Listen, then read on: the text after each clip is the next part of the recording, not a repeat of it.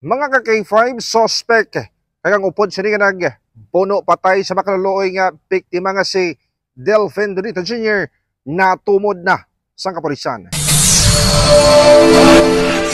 Makaligad ang pila ka mga inadlaw, humalin sa nagluntad ang pagbuno patay kay Delfin Donito Jr. sa Infante Drive Barangay San Felix City proper sang tinaliktan niya Hulyo 26. Natumod na gid man ang mga suspect.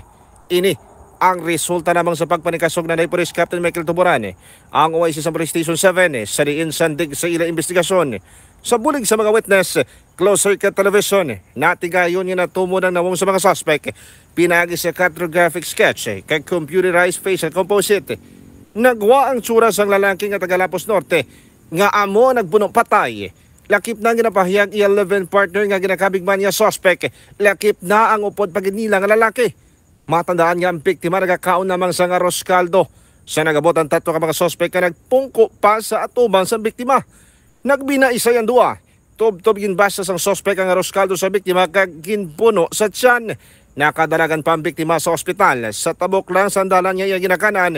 Pero samtang siya ginabunong, siya ang gindektar nga patay. Natigayon naton nga ma-share ang computerized facial composite sang nagbuno kagang iya nga isa ka upod nga babayi pagi man sa bulig sa mga technician sang aton nga forensic unit kag sa mga witness man mismo nga nakakita pagkatabo sang insidente.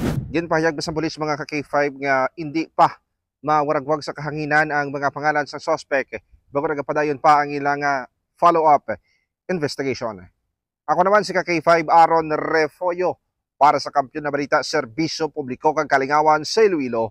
Number 1 na kita, K5 News FM. Balita ang ginadulong sa inyo sang DTX Coffee Mix. Himo sa natural nga sangkap pareho sang amarkuso, chia seeds, sugared cane extract powder. DTX Coffee Mix. Nakakapi ka na, naka-detox ka pa. DTX Coffee Mix. Mabakal sa mga butika.